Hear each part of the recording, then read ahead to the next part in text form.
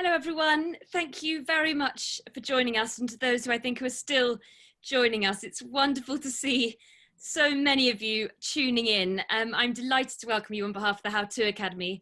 And while I'm sorry we cannot all be in the same room, although looking at the numbers whizzing up, I'm not sure we would actually fit.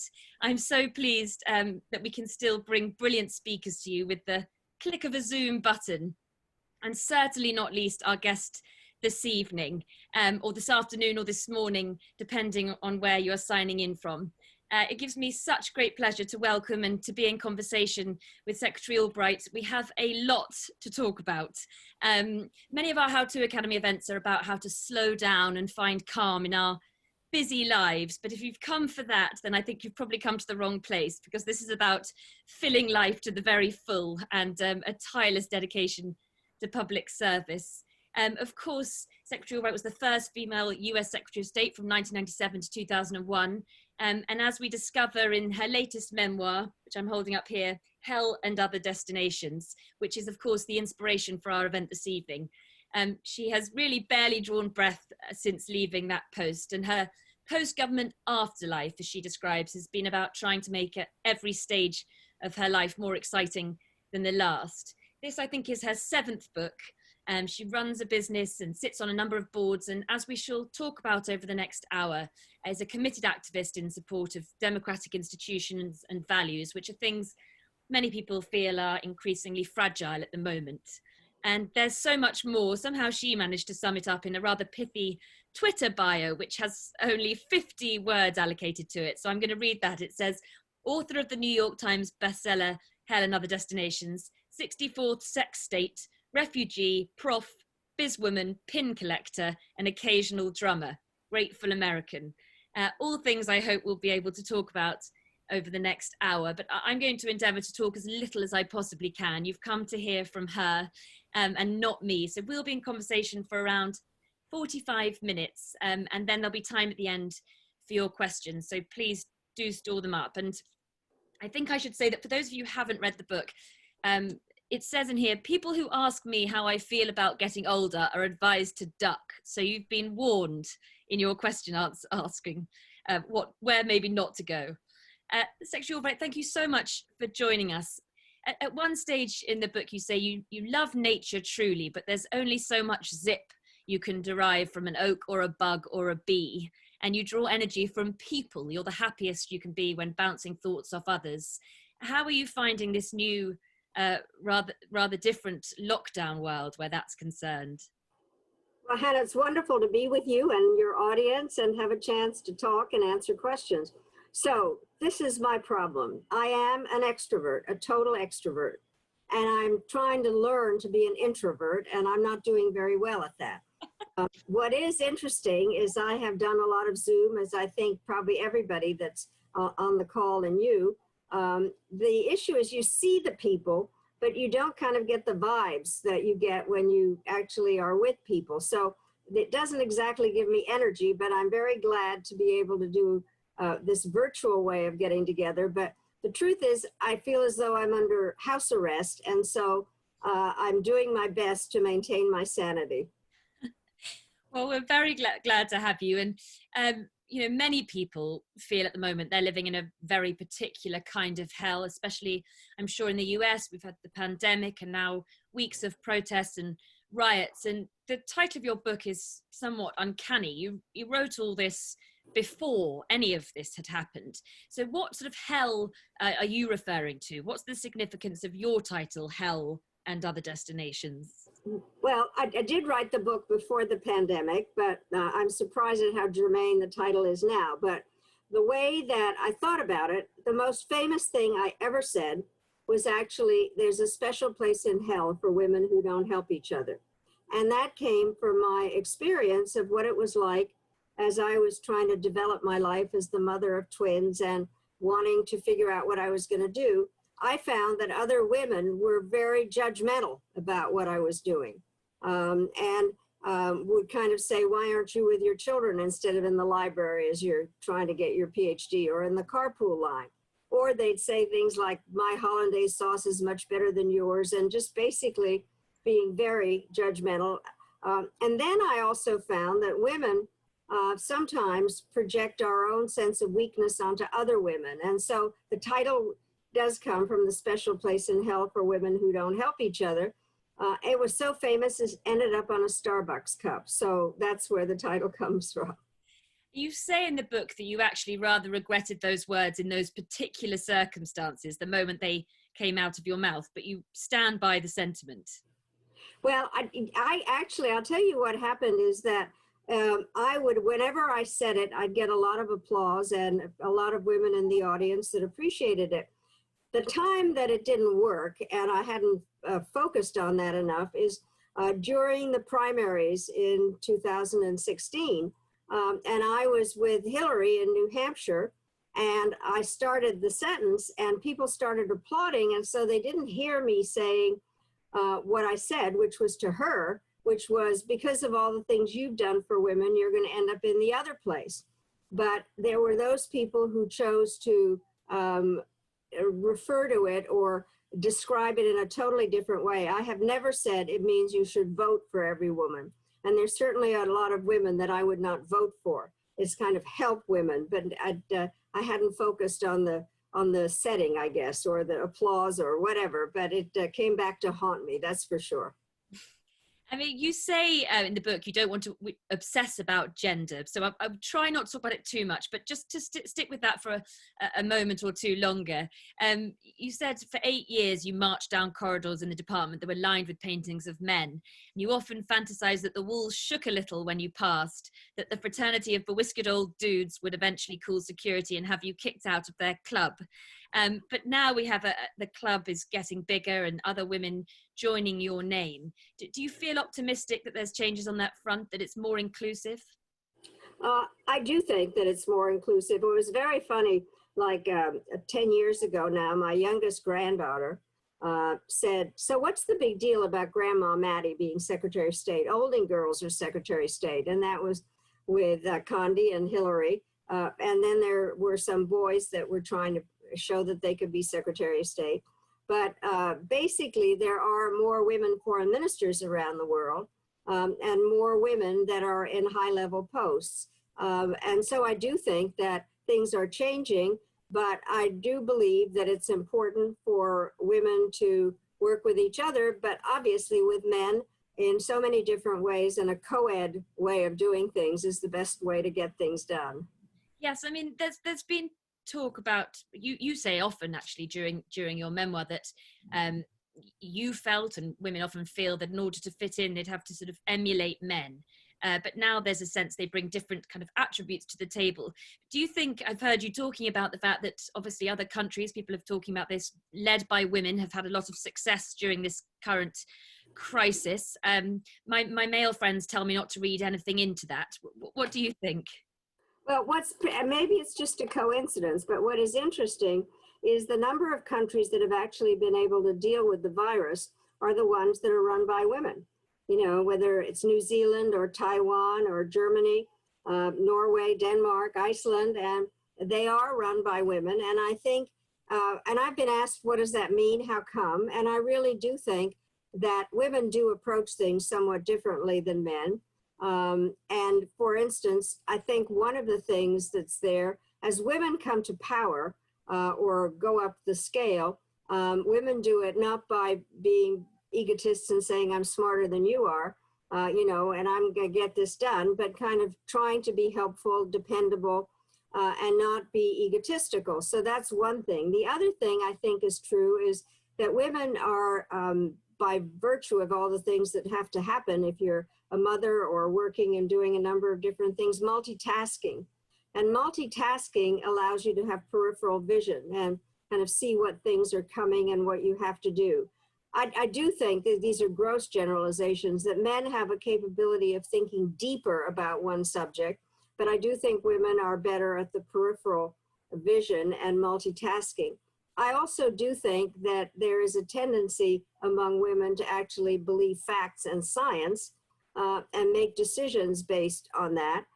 And then, this is very obvious, is if they have a number of children, they don't want the children, they don't pit one group of children against another group of children.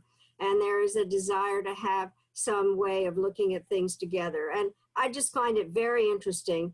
I didn't make up the facts about what is happening with the virus and how successful those countries that have women, how successfully they're dealing with it. So I do think there's certain aspects.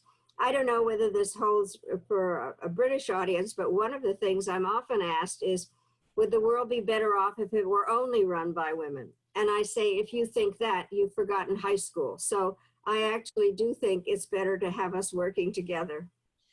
And I was going to come to this later, but it's so, it begs asking now, your pin that you're wearing today. I mean, one of the things that you were very reluctant to do was to write an entire book about your pins, and then a museum tour followed. I think that was because of your idea that, you know, for equal treatment, you should emulate men, and men wouldn't write a book, you know, a book about their ties. But luckily you did. What is the significance of the pin that you're wearing today? Well, let me just give a little bit of background. What happened is I clearly like jewelry, and I get to the United Nations in 1993, and the war in Iraq, the Gulf War, the ceasefire had been translated into a series of sanctions resolutions. And my job was to make sure the sanctions stayed on. Saddam Hussein had invaded Kuwait, and we wanted to make sure the sanctions stayed on. So every single day I said something terrible about Saddam Hussein, which he deserved. So all of a sudden there was a poem in the papers in Baghdad comparing me to many things, but among them an unparalleled serpent. So I had a snake pin, and I started wearing the snake pin whenever we talked about Iraq. And when the press asked about it, I explained what I just told you. And then I thought, well, this is fun. I was living in New York, and I went out and I bought a lot of costume jewelry to depict whatever I thought was going to happen on any given day. And on good days, I wore flowers and butterflies and balloons. And on bad days, carnivorous animals and spiders and things. And the other ambassadors figured it out, and they'd say, what are we going to do today? And I'd say, read my pins. And that's how it all started. And it really did become a tool in my toolkit in terms of what I won't go through all the stories, but this particular pin has great relevance. What happened in this book, Hell and Other Destinations, I write about the fact that I actually spent World War II in London during the Blitz. We lived in Notting Hill Gate before it got fancy, and I spent every night in the cellar of this apartment house that's on Kensington Park Road. And my father was a Czechoslovak diplomat who was working with the government in exile, and his job was to broadcast over BBC into Czechoslovakia. So as a little girl, I listened to BBC, and I actually thought my father was in the radio. And every BBC broadcast began with kettle drums, and it was the first notes of Beethoven's Fifth, da-da-da-dum, which in fact is Morse code for victory, which is why I decided to wear a V victory pin. And we were talking actually before we were broadcasting about, there's been a lot of people have compared this current crisis to the war. And you were saying that there are similarities that you feel in terms of living through both. Well, I keep trying to figure out my parents, for instance, who came from Czechoslovakia in the summer of 1939 after the Nazis had invaded Czechoslovakia. They had had fairly comfortable lives. They came and they were isolated in many ways. As I said, we lived in this apartment building. My father spoke English. I don't think my mother spoke very much. And then we moved out to Walton-on-Thames, and we lived with another family. And I think my parent and my father was an air raid warden, and we had one, it was called a Morrison table, which was a metal table that if you had in a house and you slept under it, you'd be okay, or the house, you were protected. So, what I learned from my parents is they couldn't control the bombs, but they did and could control their behavior, and that was the one thing they could control. And in many ways, most of us had no control over how the virus began. We're not quite sure how it keeps spreading. The only thing we have control over is our behavior. And so I do think that speaks a lot generally to how one behaves in difficult times, and that we all want to have some kind of control, but our control can only truly be about our behavior. And I want to come back, as I say, and certainly look more at our control and perhaps the control or the behavior of our leaders during this time. But just to quickly understand how you got from this upbringing that you described to become Secretary of State. You said that you were growing up, when you arrived in New York and you were living in New York and Washington in the 1960s, a career in foreign policy was beyond your imagination. In those days, the only way to have a diplomatic impact was to host a reception and pour tea on an unfriendly ambassador's lap. So how did you do it?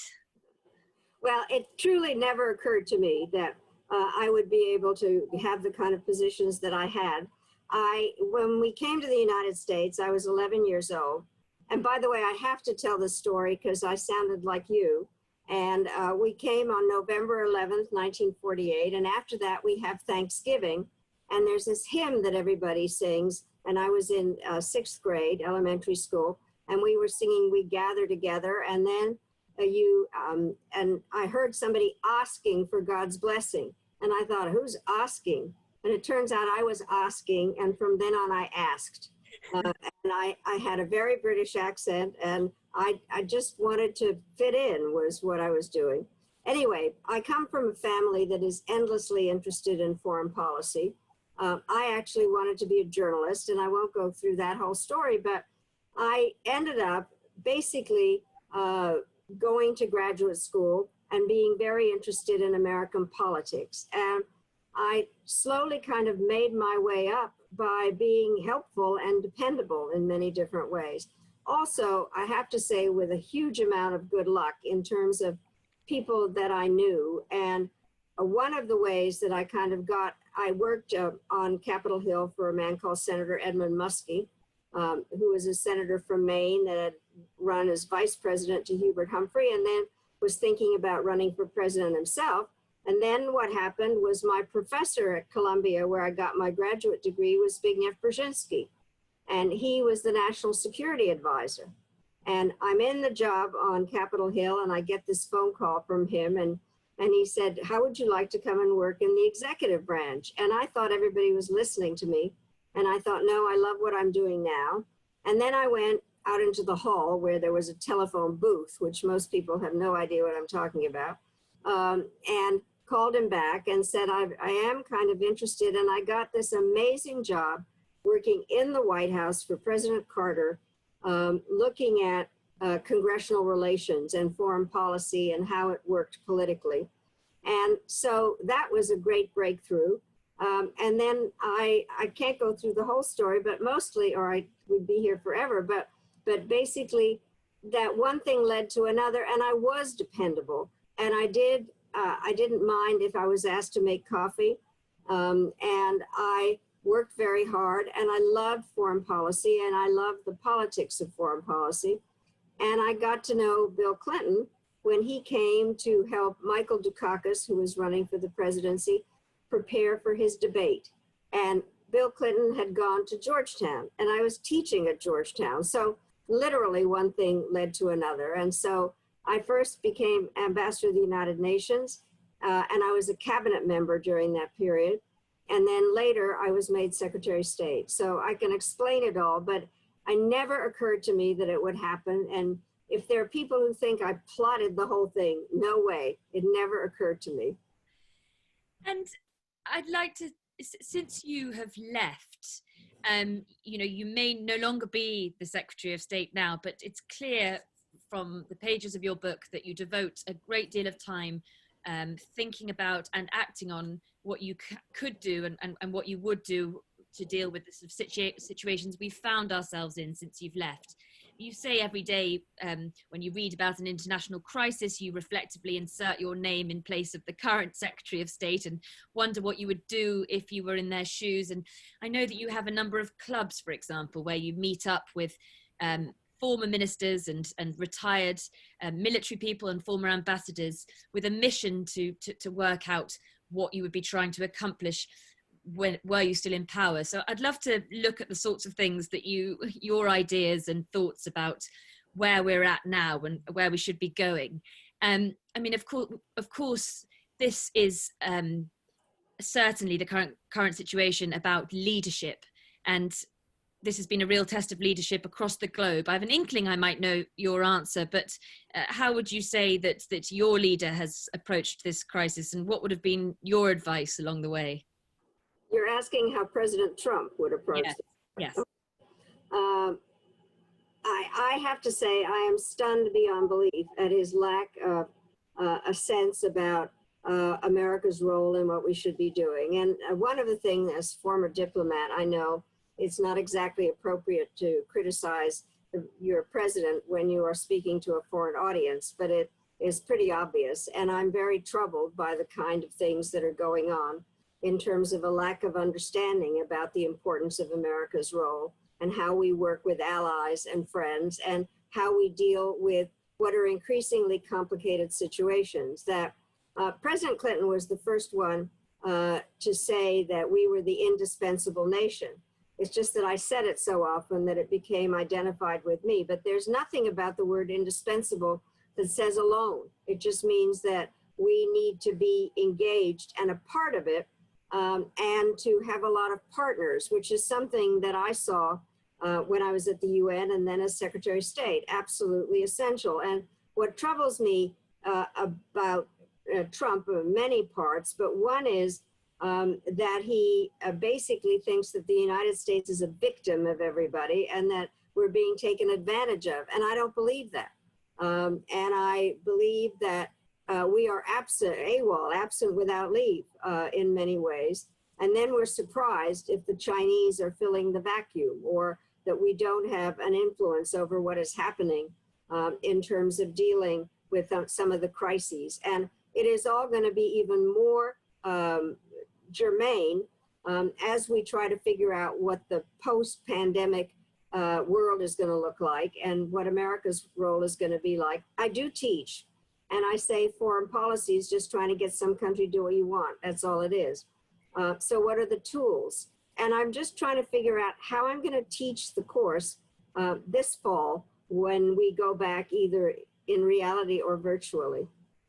Well, that's what I wanted to come to. I mean, there's a major conference this week on the future of democracy, and it will be addressed by the current US Secretary of State, Mike Pompeo, who features in this book when I think he called you in 2017 to fire you from the CIA External Advisory Board.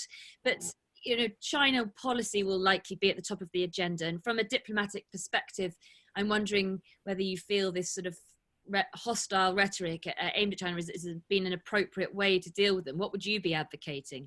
Well, let me just say that I have been through enough campaigns to know that China is often being criticized during campaigns, and then you try to figure out what relationship you're going to have.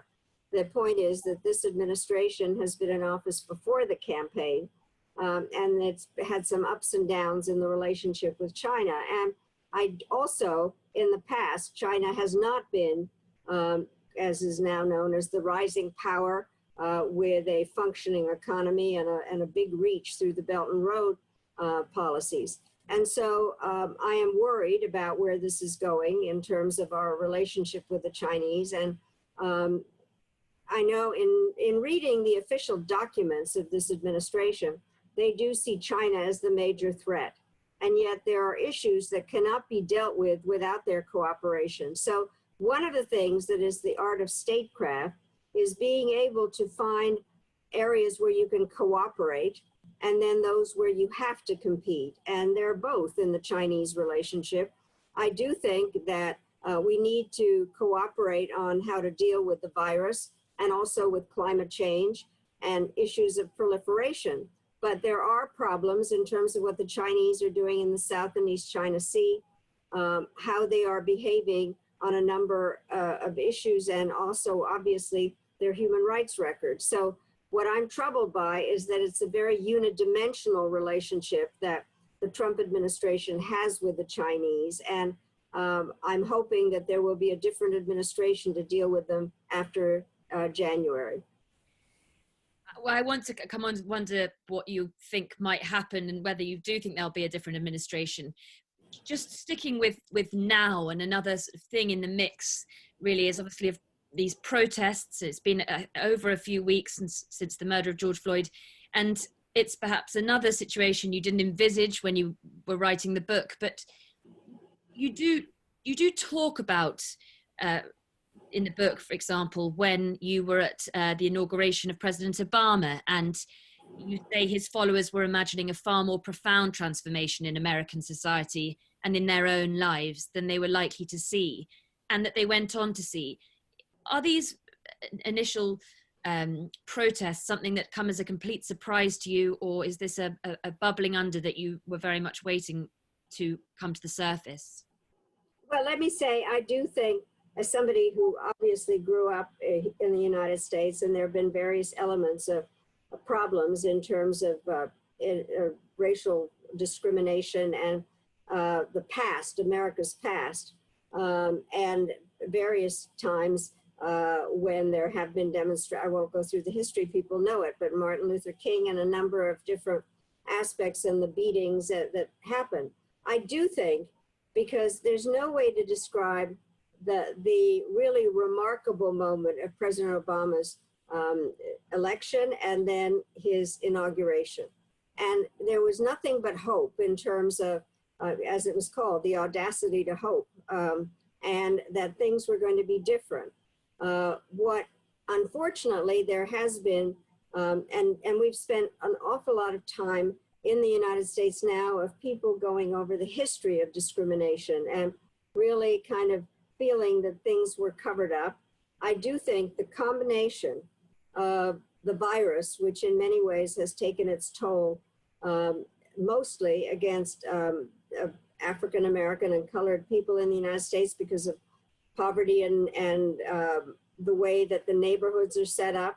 And then there have been very serious problems with the use of force against African Americans and the tragedies of people having been killed or punished for something that they hadn't done. And so, and what the power of the police is. And then what happens was this horrible murder of George Floyd and what that showed, and people coming out and demonstrating. And I do think that the demonstrations are peaceful. I think what is happening is there are many subjects that are now appropriately under discussion that have to be dealt with. I think the United States many of the American people are being more honest with ourselves about this, but it is totally different in terms of the numbers that are involved, the issues that are out there being discussed in terms of poverty, education, health, what is the relationship with the police, then that whole issue with the military, and a president who doesn't seem to get it. And so they're really, it's very deep. It has been very deep. It's now come up, and it's something that has to be dealt with in terms of America in so many different ways. I have been now involved in many, many discussions and will continue to do so, obviously. But it is something that is very deeply felt at this time, and Black Lives Matter and what it happens and how we deal with the police. You say a president who doesn't know how to deal with it. I mean, do you think this massive things will be deciding the things we've discussed, you know, the handling of the crisis and the protests? Do you think that they will be deciding factors in the election, the upcoming election, or do you think that Trump supporters are Trump supporters and they will stick with him? Well, it's very hard to tell. I think that, you know, I listen to various shows and follow some of the polling, is that some of the people, I was very surprised when suburban women were for Trump in the last election. But apparently they are becoming disenchanted, but we don't know. And I think part of the issue, and this is a very hard part to talk about because among other things, you were saying things that I'm involved in. I'm chairman of the board of an organization called the National Democratic Institute that works on democracy abroad and the importance of voting and the rule of law and the role of a free press. And all of a sudden, we are here concerned about how elections take place. What happens if people can't get to the polls because of what's happening with the virus, or as we just saw in Georgia, where the election, they couldn't count the votes, or the whole issue about mail-in. And so there are a number of things that are very troubling. And what has to happen is that those of us that are politically inclined, we need to understand, and I never thought I'd say this, of the complications and dangers that go with not having a free vote in the United States. And I mean, was it just after the last vote? I think you joined us, or quite shortly afterwards, when you picked up your pen to write your last book. I mean, you touch in this book on the various books you've written along the way, but you certainly talk a lot about Fascism, a warning. And I know that in the last election, you say afterwards your closest friends rearranged furniture, watched television reruns, and with a pathological glint in their eyes, stalked and murdered aphids. But you chose to pick up your pen and write, and the book you wrote was Fascism, a warning. And your fear then was, as you're discussing, that democracy and institutions that safeguard it were beginning to be eroded, and that we were advancing on a road towards something that looked like fascism in America and in the UK with Trump and Brexit. Do you think now that we are advancing further along that road? Are those people on the far right becoming more emboldened as they've been given Trump and been given Brexit? And you look at the counter protests perhaps for evidence of that. Well, I do think, and let me just say why I did write that book, was because I was seeing evidence of what was happening, some due to the fact that I was saying there were kind of two mega trends and their downside. There was globalization, which most of us have benefited from, but is viewed as faceless. And so people wanted to know what their identities were, which is fine. We all want to know what our background is. But if my identity hates your identity, it becomes nationalism, and hyper-nationalism is very dangerous. And you don't want any of those immigrants coming into your country. And then there is the technology issue, which also has managed to connect people an awful lot, but at the same time has disaggregated voices. And so people don't know where they're getting their information from, and are trying to figure out what the facts are. So I began to see the effect of that in some societies, in terms of in Europe with Orban in Hungary, and some in Poland, and then in the Philippines with Duterte. And by the way, somebody today is now being convicted of sedition, a woman that believed in a free press in the Philippines. And then what had happened in Venezuela. And I think, so I got worried. I went back and I did research about how Mussolini and Hitler really came to power. What is interesting, they both came to power constitutionally. And I do think that is something that has to be watched out for. And the best quote in that book is from Mussolini. He said, if you pluck a chicken one feather at a time, nobody notices. And I was very concerned about that there were, just one thing here and one thing there. I think something that is happening now that is different is that there is noticeable change in the way people see what the far right is doing, frankly. They blame the far left, but I do think the divisions in the society are very serious. There are issues, but I have to say, I don't know even how to describe this. What brought this change to mind was horrible with the murder of this young man.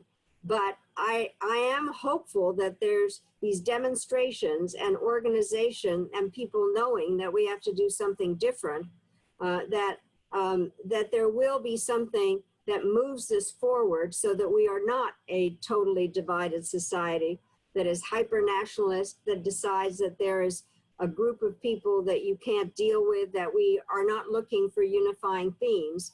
And I think this is a very, very delicate and important time to consider what is going on in the US and in other countries, frankly. And I said before that you spend a lot of time thinking about what you would do, but you also obviously do spend a lot of time thinking about what you actually can do. And you've spoken about immigration, which in the book you talk, of course, as a refugee yourself, you find the idea that the US is becoming less welcoming to international homeless very hard. And you look at the Statue of Liberty, which you saw when you arrived, and you say you imagine her with tears in her eyes. But what do you feel is the solution? Because there is a great deal of grievances against people coming in from other countries. That's what Trump has spoken to. Well, I think that people, frankly, don't leave their countries because I think most people want to live in the country where they were born. Have left because they were being persecuted or couldn't make a living, and I think are very willing to be good citizens when they arrive. What I found very interesting was reading an article this morning about how Prime Minister Trudeau wants to do something to be grateful to the immigrants in Canada who have been the front line in dealing with the virus and trying to figure out whether something could be done to make their status more permanent. And I do think that if one analyzes things, that people want to come to a new country to be helpful. I have to say, I was very troubled, obviously, by Brexit and saying, why should we have all these polls or whatever the main problem was. And I do think that countries are better off. Every country has a right to make its laws about naturalization and bringing in immigrants and refugees. But I do think that it's important to try to figure out why this is happening and not just decide all of a sudden that the refugees are the ones that are undermining society. I think on the contrary, they want to be helpful. And when you say that you feel that the answer to the question of whether the harm that Trump is causing to America's reputation and interests and ability to rally others will prove temporary or lasting is in our hands. You say it depends less on him than us. And do you mean the us of the population, or you? Do you feel that you have agency at the moment and we have agency to make change? A lot of people feel very helpless. Well, I think I have to say the following thing. You describe how I described myself in the book. I now have a shorter version of it in 6 words. I say a worried optimist, a problem solver, and a grateful American. And I do think that what is essential now is to recognize what I said earlier, which is our behavior is something that we have control over.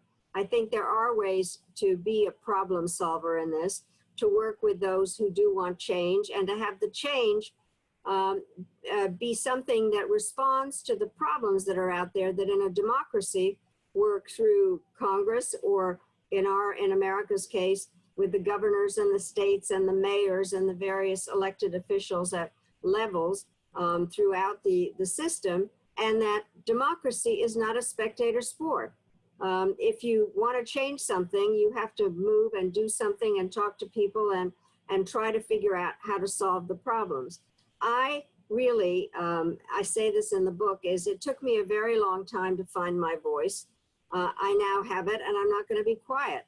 And so I am going to try to express what I think needs to be done in terms of having the deal with the problems in the United States, but also America's role in the world, how we operate with other countries, not to limit ourselves in, for instance, criticizing human rights problems in China with the Uyghurs or with Hong Kong just because we aren't doing things properly here, and to find alliances with the Europeans to talk about the importance of a value system in a country where the people need to be a part of it and to have resiliency. I think that's the most important part in terms of behavior, resiliency, and to work with others and to be problem solvers. And you say in the book that, and we haven't dwelled on him too much, we've skirted around. You don't want to waste too much time on Trump. You say that he repels you more than he interests you. But as you also say, he as a character and a figure is too hard to escape. But you say his foreign policy, we've talked about a little bit, is less strategy than a style. And what is this style that you see? You say it's a sort of cunning and calculated style, and people who say he, you know, is not thinking carefully are wrong. Do you see that any of it, does it actually work? Well, I don't think it works. I think it might work with a group of Americans who are feeling that we've been taken advantage of, but it repels those of us that have any understanding of foreign policy and America's role, and it repels our allies and confuses our allies. And I don't know, you know, I don't think it particularly scares our adversaries. It is episodic in many ways and overly personal, and a lack of historical context for things. I have to say I was stunned. Yesterday, Trump spoke at West Point, and he wanted us not to be involved abroad. And he used a term, believe it or not, that came from Neville Chamberlain after Munich in 1938. Why should we care about people in faraway places? And so I think that no idea of context, and kind of thinking that it's important whether he is popular with X leader, and the only one he really seems to be very popular with is Putin. So the kind of alliance of those who are authoritarian is something that troubles me. I can tell you from my own experience, it's very helpful to have good relations with the people that you deal with, and you have a bilateral diplomatic meeting and you start out very pleasantly and you talk about things you might have in common. But I had this trick, and I finally said, I have come a long way, so I must be frank, and would talk about the human rights issues. I think, from what I can tell, Trump decided that he was going to pull out troops, American troops from Germany, because he felt insulted that Angela Merkel wasn't coming to a G7 meeting. There's nothing about his determination to pull the troops that seems to have come out of any operational decision-making process. And having been in the White House with Brzezinski for the Carter administration, and then later during the Clinton administration, there has been a way for those that help the president in finding out the facts about national security policy to actually have some kind of strategic meetings and talk to the president about what would come of making X decision, what was the downside of it, what were the unintended consequences of the decision. And maybe this goes on, but as far as I can tell, there's not a lot of system to what is happening at the moment, which is scary, given the fact that the world's a mess, which is a diplomatic term of art. Well, you talk about your course that you teach. You said it's called the National Security Toolbox, and it's a process designed national security decision making to take as much information together as possible in advance of really very important judgments.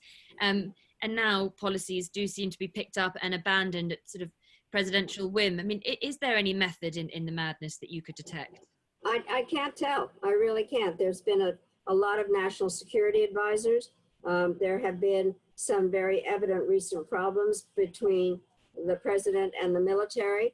And I was just, Bob Gates, the former Secretary of Defense and a former colleague of mine when we worked for Brzezinski together, was saying that in a new book where he was talking about the fact of trying to look at what's in the toolbox, that it isn't just the military. And so I have not seen anything. I have to say, when I became secretary, the first person to call me was Henry Kissinger.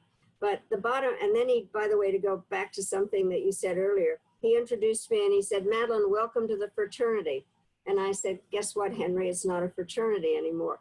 But I do think, and I was in touch with all my predecessors, and I think it's important, not that I'm dying to be called, but I do think it's important to be in touch. By the way, I think your audience probably might have been at a certain stage watching Madam Secretary, the show. And last year, Colin Powell and Hillary Clinton and I were doing the show, and it was all very scripted about the Secretary of State calling us all in because something horrible had happened at the White House. And I got an unscripted line in. As we sat down, I said, isn't it great when the current Secretary of State calls her predecessors in to consult? We used to do that all the time. And I do think that there's no sense of what the system is. And so, yeah, so you're saying you're not being called in, and definitely not.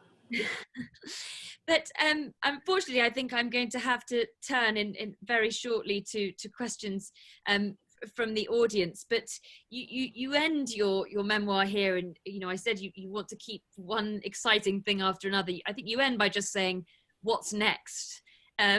What is next?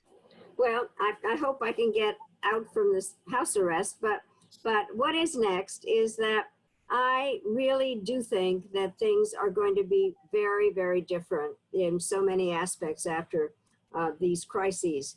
And we do have a choice between hell and other destinations. I think that we need to look at what will be different in the international system, what the tools are going to be.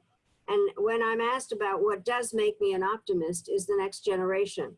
My students who are come from all over the world, who have speak a number of languages, who have been traveling, who understand that the role of the U.S. and their own countries will have to be different, and they are totally tech savvy. What I find interesting, the things that we criticize them for being online all the time and not understanding privacy, is something that is going to stand them in good stead. So I am looking forward to teaching, spending time with them, and working with the organizations that I am a part of, the National Democratic Institute and some of the various think tanks, and doing the following thing, which is, as decisions are made to bring in the private sector, not only the corporations and businesses, but non-governmental organizations and individuals who have a lot of ideas, because we need to broaden the circle of the decision makers, and at the same time have discussions with everybody about the direction of the national strategy, and recognize that we're better off with friends and allies than just thinking everything is a zero-sum game. Do you feel optimistic too that you can make the current administration listen? I mean, you talk about think tanks and all those various organizations in the book, but can you have a line to the current administration that will be listened to? Are there any open ears? I have no idea, frankly. I do think some of the people that did have open ears have left. General Mattis, a number of people. I honestly, I think that it's very hard to tell at the moment. I do think what is important, our Constitution, the first article of the Constitution has to do with the powers of Congress. And I have spent a lot of time, especially on the House side, I'm going to do that later this week also, to talk about the refugee situation and the whole role of the United States in assistance. I've done a number of issues to do with that, and democracy, and about authoritarianism. And I keep saying it's Article 1 time. I also am very happy to go and talk to various governors and mayors. And so I believe in, as I said earlier, democracy is not a spectator sport. And I'm happy to have discussions with people about how to find some other destinations beyond hell. Very quickly, then, you might explain what is Article 1 time for those who don't understand. Article 1 is the first article of the Constitution that does, in fact, give an incredible amount of power to the Constitution, because the Americans didn't want to have a monarchy. And Article 2 is about the power of the executive branch, the commander-in-chief. It's interesting to read those two articles because sometimes it's called an invitation to struggle in terms of the way that that the powers are allocated. But it does require something that I find most interesting about our government, our executive legislative relations, having spent time on both sides of the, as we say, Pennsylvania Avenue, whether you're on Capitol Hill or downtown. And so I find that a part that in American history has had a lot of interesting roles. And this is a time, I think, to get more people having those discussions about the direction of the country. And I think this is the part that I keep saying, is that domestic and foreign policy are not like two things in totally different boxes. They go together. The American people need to understand why it's important for the United States to be involved in the world, and the world needs to see and understand that we are dealing with some existential issues at the moment in the United States, and that we need help in terms of friends and allies. I'm very reluctantly going to bring up my Q&A box now and turn over to other questions. I only say reluctantly because I'm sure that there would be so much more we could discuss, but there are a number of questions coming in, and to anyone whose question doesn't get answered, I apologise. And I should also say that we will be sending a recording of this talk out afterwards, and there'll also be a link to a lovely independent bookshop where you can buy the book, which you're encouraged to do. You've touched on this, but I'll ask again. Somebody says, with the current incumbent of the White House fostering division, what would be your message to your grandchildren about the future, and to your grandchildren's generation about the future? Well, I really do think my message, and I do this with my grandchildren, is to talk about the opportunities that are there, that democracy requires to be a part of things, to have ideas, to talk to. And I think a very important part is to talk to people with whom you disagree. Not to kind of tolerate them, but to try to figure out what makes them believe what they do. And that it's very important in a country like ours to understand the importance of the rule of law and the role of a free press and respect for others and participation and the need for resiliency.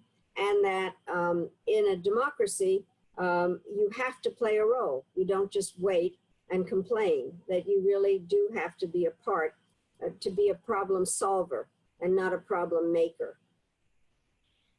We talked about fascism, of course. Somebody asked, are Americans living in full fascism? I know that one of the things you say is that when you came to promote and you were doing the tour of your last book, everybody asked you, is Trump himself a fascist? And your answer to that was no, but that you feel it's coming close. What would you say to this girl who asked whether Americans are living in full fascism?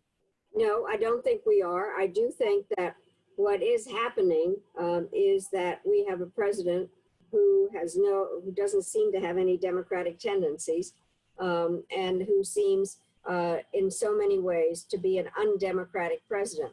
But we are able to have, and we've just seen, incredible way of the peaceful demonstrations that are going on, and a desire by a variety of officials and private individuals and the press at a number of different levels to make a change. So, and to have discussions. So I do not think, but I do think, to go back to the chicken, that a lot of feathers have been plucked and we have to be very careful.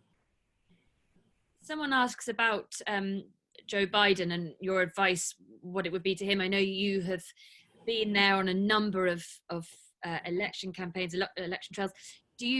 What would be your choice of a vice presidential candidate? Your advice on that, somebody asks. Well, he said that he wanted to have a woman vice presidential candidate. I did work for the only time that happened with Geraldine Ferraro with Walter Mondale, and I'm glad that he made that decision, but I'm not going to get in the middle of who it should be. But I have known Joe Biden for a very long time. We worked together when he was chairman of the Foreign Relations Committee. He understands national security policy better than anyone. And he also, and we've seen this because this is something that's been missing at the moment, he has unbelievable empathy for those who have gone through difficulties, and is somebody that appreciates being able to talk to people and listen to them in terms of what their needs are. And so he's going to have an awful lot of work to do. And that's why I'm doing everything I can in terms of having people understand what an incredibly important choice. And everybody always says this is the most important election in our lifetime. This one actually is. Talking about elections, and obviously, as you've said, you still sit, I think, on the National Democratic Institute. Is that right? And yeah, chairman of the yeah. yes. chairman of the board, and the obviously how democracy functions is a huge and important part of your everyday life. Someone is asking about the system, the fact that obviously US presidents are elected not by individual votes, but by the electoral college. They say, these are not words, is a complete subversion of democracy. And how does that not make the entire idea of an American democracy a sham? Well, it's a complicated system. It is definitely not a sham. There's an awful lot of history being talked about recently, and it was something that came up when there were creations of how the country would be governed, that various parts of the United States that did not have large populations and that represented different parts of the country. That is how it happened. There are people who believe that the Electoral College should be dismissed or and some changes should be made. We have an awful lot on our plate at the moment. I do think that America is a vibrant democracy. We are at the moment in terms of a massive discussion, and I don't think anybody should think that the democracy itself is something that is not inherent in American thinking. But clearly it is a difficult time, and the kinds of demonstrations and things that have been going on now are incredibly important and and I believe are going to lead to some very important discussions and changes. Somebody else is asked about the very difficult economic times we're going to face, or we've started facing, and whether you feel your optimism for sort of societal and cultural changes become harder because of those.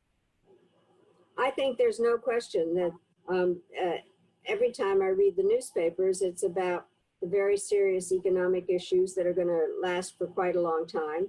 And a lot are things that have to do, obviously, with jobs and people's identification with what it is they're doing, how they're able to make a living.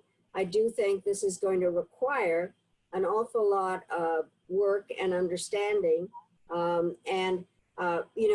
think in graduate school, there's always these discussions about what comes first, political development or economic development. They go together because democracy has to deliver. People want to vote and eat.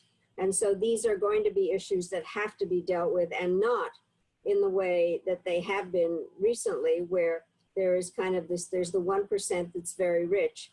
And then there are all the others who I find it so, as somebody that is an immigrant to this country, and as I said, grateful in terms of the way that there were so many people in the United States, even before this horrible pandemic, that were not able to make a living. And partially because of technology or not an education that is helpful in an entirely different world. So there are an awful lot of things to do, which do require very important and deep political changes. And I'm hoping that this election will make a huge difference in that regard. On that, a lot of people's concern, a lot of people ask for words of hope, which I think you've given, but a lot of people feel very concerned about the way climate change is dealt with. I know you say in the book that most issues profit from a clash of opinions, but global warming is a scientific fact, and politicians who've denied its reality should cringe every time their children gaze at them. People are asking more than one about what your advice would be to a new candidate and how they should be dealing with that. Well, I think it was very clear that the Obama-Biden administration was interested in climate change and the Paris Agreement. I think there is something else that's been going on throughout this pandemic, is that there seems to be some discussion as to science versus ignorance. Science is winning in terms of people understanding that one has to have scientific knowledge, not only about the virus, but obviously about climate change. And that there will be, under a Biden administration, a real sense that it has to be dealt with. And by the way, there's no one country alone can deal with climate change. It is, of all issues, a multilateral issue, and trying to sort out what the mechanism is for doing something. And I would it's going to be front and center. There's no question with a new Democratic administration. An interesting question that's been asked by more than one person, so I'm going to voice that may not apply to everyone, and I'm sorry for that, but is the advice you would have for American diplomats currently serving abroad? Well, I have to say they are in a very difficult position, and I have great sympathy for them. By the way, I used to say when my time was up being Secretary of State, I was very envious of the diplomats who got to stay and I had to leave. And I hadn't focused on the fact that some of them might be working for policies that they disagree with.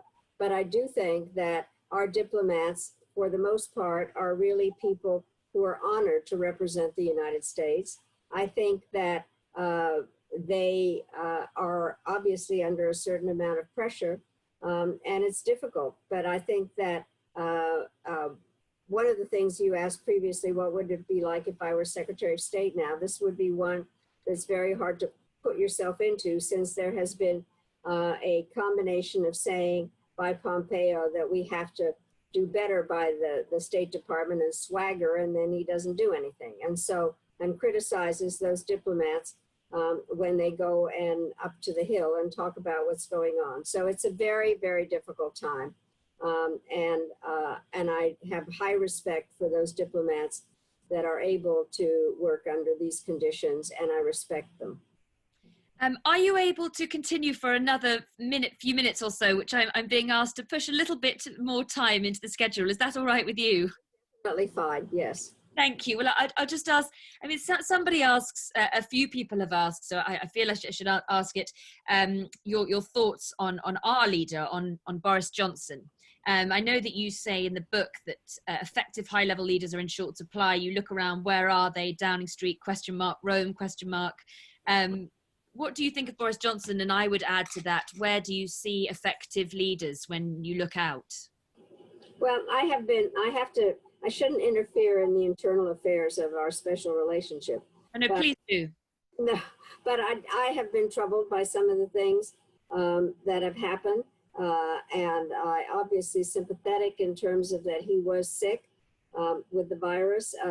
But I think that there needs to be a way that some of the policies I have real trouble with. I'm really sorry about Brexit and kind of various aspects that are out there. I would have chosen somebody else, but I do think that the British made the decision, and it was done democratically. So I'm fascinated always by Question Time as we see it on TV, and pretty hard, a little bit different than what happens in the United States. But I have so enjoyed my relationship with British political people. And you referred to the fact that I created this group of former foreign ministers. One of the first people to be a part of it was Robin Cook, who was foreign secretary, and now Malcolm Rifkin and David Miliband are a part of my group. So the only thing, I had to give a speech in Warsaw at a conference, and there was a NATO meeting, and there was a seminar that was parallel to it.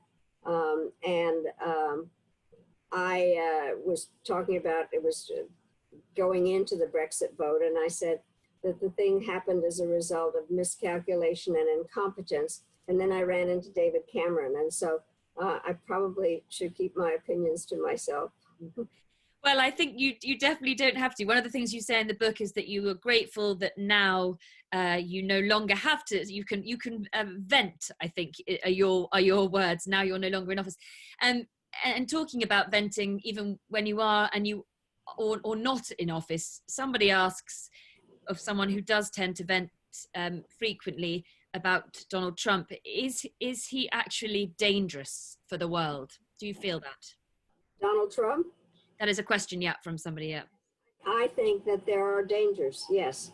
And I think that there are effects, for instance, when he decides to pull out troops, American troops, especially given the kinds of things that are going on in Europe and an attempt by Vladimir Putin to undermine democracy in a number of ways. And trying to sort out. I do think that it's the, I think the part that is dangerous is that it is very hard for our, as I said earlier, our friends and our adversaries to figure out what the direction is, which then goes back to the question about the diplomats. I mean, there are some very difficult situations going on, and it depends on the interpretation of how they are taken. And I'm hoping that I went to the Munich Security Conference this year in March, and Pompeo and the Secretary of Defense were there, and they were totally out of stride with everybody else. And I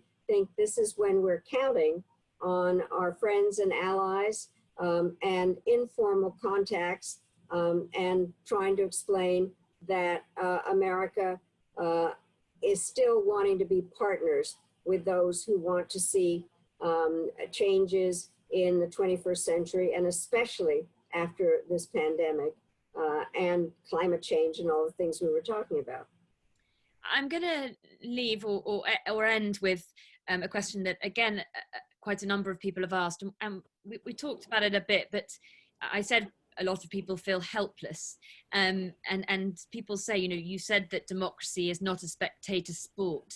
So from where you're sitting, you know, a lot of us have less agency than you, but what would you do, or what will you say to motivate people to be more involved, this person asks, with the democratic process? Well, I think it's very important to, first of all, and this is really hard, is determine what the facts are, speak out, and also listen and talk to people with whom you disagree, but not say, okay, this is just going to pass. And there is this cliche, is to make a crisis an opportunity. And I think that is true in a number of countries, and the importance of speaking out and peacefully making clear about what you think and the changes that have to be there.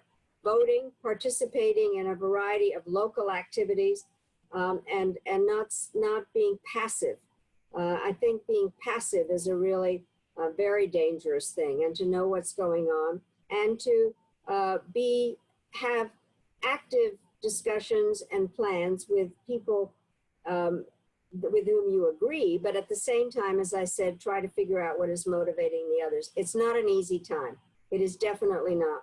But I do think it's important to maintain optimism while you worry a bit, but do be optimistic, be resilient, and work with others. I think that's a very motivational and good place to end. So I'd just like to thank everybody who's signed in for doing so. And Secretary Albright, thank you very, very much indeed for joining us. And I hope your house arrest and ours finishes sooner rather than later. Thank you so very much. Thank you. This was so much fun. I appreciate it. Thank you very much. Thanks for your good questions and those that tried to ask. Thank you.